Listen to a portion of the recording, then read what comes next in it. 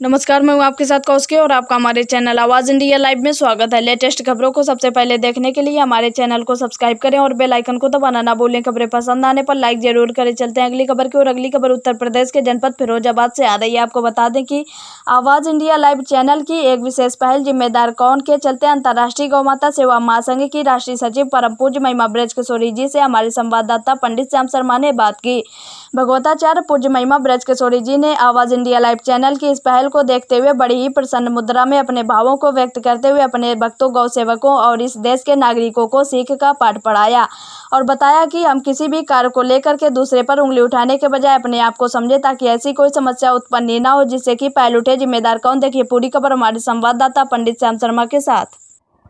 नमस्कार, मैं पंडित श्याम शर्मा, जिला फिरोजाबाद से आवाज़ इंडिया लाइव से।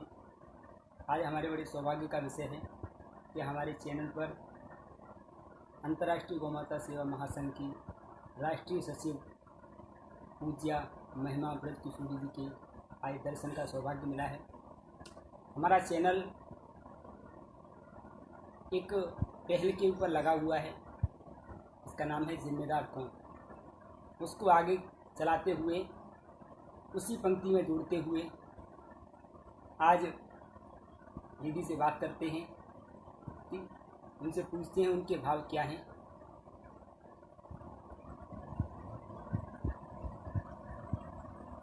जय गौ माता दीदी। जय गौ माता, जय बिहारी जी की।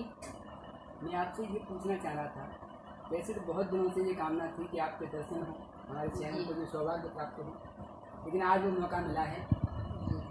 हमारी एक पहल चल रही है आवाज़ इंडिया चैनल के माध्यम से कि जो गौवंश सड़क पर घूम रहा है उनकी संख्या दिन पर दिन बढ़ती जा रही है। यहाँ तक देखने को मिला है जब भूख और प्यास से इतने व्याकुल हो जाते हैं, वो कोई व्यवस्था नहीं मिल पाती है कि गंदगी को खाने के लिए भी मजबूर हो जाएंगे। जी जी जी बिल्कुल। आप एक इतना बड़ा संघ को चला रही हैं, तो आपकी राय लेना जरूरी समझा।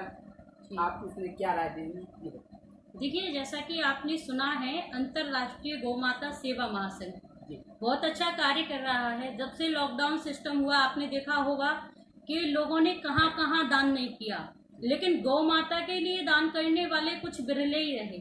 जिस प्रकार से आपने न्यूज़ में देखा होगा, पेपर्स में देखा होगा, अंतर्राष्ट्रीय गौ माता सेवा महासंघ की टीम यूपी में ही नहीं अपितु पूरे भारत में ये काम करती रही है, गौवंश की सेवा करना, गौ माता को हरा चारा खिलाना, उनकी पूरी व्यवस्था करना। और रही बात कि आपने जैसे कहा कि पहल बहुत अच्छी है आपकी और बहुत ज़रूरी है, हम में से किसी को आगे बढ़ना पड़ेगा और हम और आप ही आगे बढ़ के इस काम को करेंगे।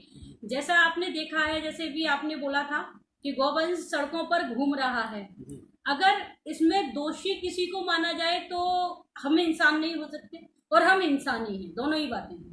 अगर गवर्नमेंट को देखा जाए, गवर्नमेंट अपना काम बहुत अच्छे रूप से कर रहा है। आपने देखा होगा और सुना भी होगा, जब भी अभी यूपी सरकार से योगी जी जब भी आते हैं जहाँ भी, तो वहाँ की गौवंश को देखना, आप गौशालाओं को देखना, वो गौवंश से सुशोभित हो जाती हैं। उनके जाने के बाद ही गौशालाएं खाली हो जाती हैं। उसमें कमी गौ माता को देखने वालों का, उस गौशाला के संचालकों का जितना दोष है, उनमें से वहां रहने वालों का उससे ज्यादा है। वो अपना एक ग्रुप बनाए, उस ग्रुप के माध्यम से उस गौशाला पर तुरंत हमला करें या फिर किसी संघ को, किसी संगठन को अपने थाने में कुछ तो एफआईआर करी जाए, जिससे कि हम जैसे लोग या आगे कोई कार्रवाई हो। लेकिन प्रॉब्लम यह है कि नीचे से ऊपर तक सभी बेकार बैठे हैं, क्योंकि चमक पर सब मर रहे हैं। इंसान को नाम के लिए, फोटो के लिए आगे बढ़ता है व्यक्ति और फिर पीछे से कुछ भी नहीं। 2 मिनट के लिए अगर भारत सरकार से कोई भी आता है, आपने देखा भी होगा, जो हमारे संगठन के राष्ट्रीय अध्यक्ष हैं वो माननीय डॉक्टर दिनेश उपाध्याय जी हैं, जो आयुष मंत्रालय से सदस्य हैं और मैं उसकी राष्ट्रीय सचिव हूँ।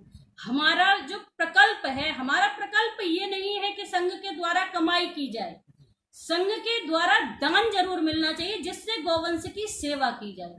हम सभी संघ पदाधिकारियों को एकजुट रह करके काम करना चाहिए, क्योंकि जब हम एकजुट रह करके काम करेंगे ना, तभी काम हो पाएगा। हम सबका संकल्प है। अगर कहा जाए गौ माता पशु है, हाँ पशु की कैटेगरी में आती है, लेकिन वो गौ माता है, पशु नहीं बोल सकते आप। जिसके अंग में 33 करोड़ देवी देवता वास करते हो, क्या आप उसे पशु बोल सकते हैं? इतनी सामर्थ्य तो मेरी तो है नहीं, और मेरी क्या उस ठाकुर जी की नहीं रही, तो आम जनता को तो कुछ भी बोलने का मौका मिल जाएगा। इसलिए मंदिरों में, भंडारों में पता नहीं लोग कहाँ कहाँ दान करते हैं। दान ऐसी जगह होना चाहिए कि जो हम दान कर रहे हैं वो दान सीधा ठाकुर जी तक पहुंचे। परमात्मा खुद कहता है कि 3 जगह से मैं स्वयं भोग पाता हूं, जैसे अग्नि से, ब्राह्मण के मुख से और गौ माता के मुख से। 3 मुख ऐसे हैं कि जहां आप भोजन देंगे, दान देंगे, वो सीधा सीधा ठाकुर जी के श्री चरणों में जाएगा। परमात्मा ये नहीं कहता कि थाल सजा के मेरे लिए ले आ, क्योंकि वो तो दृष्टि भोग लगाता है, तो भोजन करने से पहले याद कर ले उसको। लेकिन आज की जो जनता है, आज का जो मनुष्य है, आज का जो मानव है, वो इतना गिर चुका है, इतना गिर चुका है, घर में कुत्ता पालेगा, घर में कुत्ता पालेगा, लेकिन गाय नहीं पालता, क्योंकि गाय पालने में उसकी नाक कटती है। लेकिन जब आदि व्याधि कोई ऐसी प्रॉब्लम आती है, फिर गौशालाओं के चक्कर लगाते, फिर गौमूत्र के लिए आगे पीछे घूमते कि दवा के रूप में मिल जाए। कितने शर्म की बात है। अरे पाल लेना, कुत्ते का खर्च उठा सकता है, गौ माता का नहीं उठा सकता। गाड़ी के लिए जगह बना सकता है घर में, तो गौ माता के लिए नहीं बना सकता। अचल नहीं भी बना सकता तो गवर्नमेंट नहीं, संस्थाएं भी बहुत अच्छा कार्य कर रही हैं, गौशालाएं बनी हुई हैं, वहां जाकर के आप अपनी सेवा दें। वहां एक गौ माता को गोद ले लें, एक गौ माता का हिस्सा निकाल दें, तो गोवंश सड़कों पे नहीं घूमेगा। जितनी आपने देखा होगा, जब से पहले गवर्नमेंट ऐसा करती थी कि गाय को ट्रकों में भरा और कटवा दिया, अभी ये पहल बंद है बिल्कुल। अभी भी हो रहा है, लेकिन 100 में से 10% हो रहा है। लेकिन आज का व्यक्ति एक्टिव बहुत हो गया है, ऐसा नहीं होने दे रहा। आपने भी देखा होगा। अब विचार कीजिए, जब से ये चला है, जब से एक्सीडेंट केस बहुत ज्यादा हुए, लोगों की शिकायतें हम तक आई। एक्सीडेंट केस होने का कारण था कि गौ माता का, गौवंश का रोडों पर आ जाना, रात्रि में आ जाना। अरे उनको तो आराम चाहिए, शुद्ध साफ जगह चाहिए, और गौ माता ऐसी माता है, वो गंदगी में तो नहीं जाती। लेकिन कलिकाल का जो दृश्य है वो ये है कि कूड़े में मुंह डालती है गौ माता। जबकि भारत सरकार ने बहुत अच्छी पहल की है कि सूखा कूड़ा एक तरफ रखा जाए और गीला कूड़ा एक तरफ रखा जाए, लेकिन फिर भी व्यक्ति उसी में सारा कचरा डालता है, ला करके रख देता है, और गोवंश मजबूर है उसे खाने के लिए। तो इसके लिए हमको, आपको, हम सबको मिलकर के ये संकल्प करना चाहिए कि हम इस तरह गोवंश को नहीं बेच सकते। क्योंकि आपने देखा है ना, ठाकुर जी हमेशा गौ माता की सेवा करते हैं ना। अभी ये कलिकाल है, अभी प्रभु को हमसे उम्मीदें हैं, इसलिए लोग कहते हैं इस चीज को मुझसे कि अगर परमात्मा ने गौ माता की सेवा की है तो परमात्मा क्यों नहीं आ रहा है, गौ माता दर बदर क्यों घूम रही है। अरे प्यारे, हम जैसे मनुष्यों को जन्म दिया है उसने, हम पर विश्वास है अभी परमात्मा को। जिस दिन हमारा ऊपर से उसका विश्वास टूट जाएगा तो वो प्रभु फिर से आ जाएगा सेवा करने।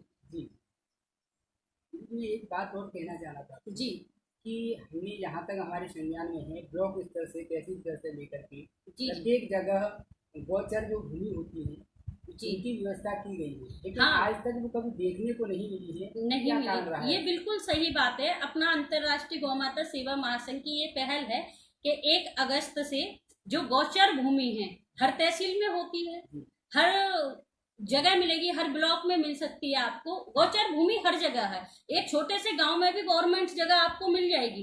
तो उस जगह को हमारा जो संघ है बहुत अच्छा कार्य कर रहा है कि गौचर भूमि को 1 अगस्त से ये पहल है कि खाली कराया जाए और उस गौचर भूमि पर गौ माता के लिए हरा भरा चारा उगाया जाए, गौशालाओं तक पहुंचाया जाए, जहां पर भूमि गौशालाओं के लिए मिलती है कि यहाँ सुचारू रूप से गौवंश रह सकता है, गौशाला चल सकती है, वहां पर गौशाला का निर्माण भी अंतर्राष्ट्रीय गौ माता करने का संकल्प कर।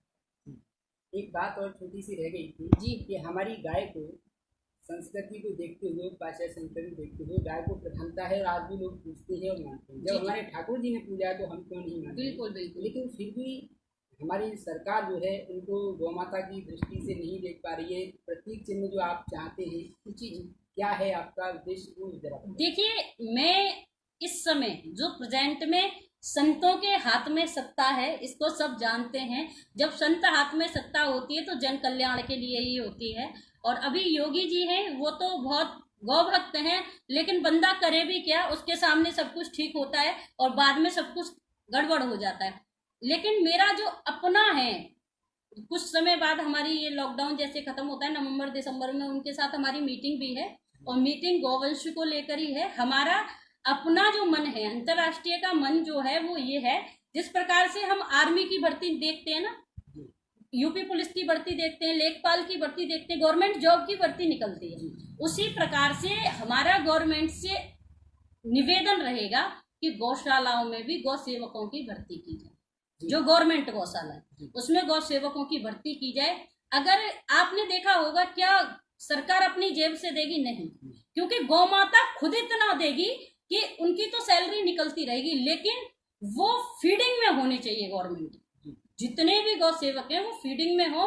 और जैसे आपने देखा होगा कि यूपी पुलिस का फोर्स अलग रहता है, ठीक है, कहीं भी कोई प्रॉब्लम आती है फोर्स जाता है। इसी प्रकार से गौ माता के लिए भी अलग से एक ऐसी व्यवस्था की जाए कि कहीं भी गौशालाओं में कुछ भी गड़बड़ की जा रही है किसी भी गौ सेवक से, जहां ग्राम स्थल पर या शहर में या गांव में या कस्बे में कहीं भी गौशाला है, वहां की जनता कुछ गड़बड़ करती है तो गौ फोर्स की तरफ से ये पहल उठाई जाए।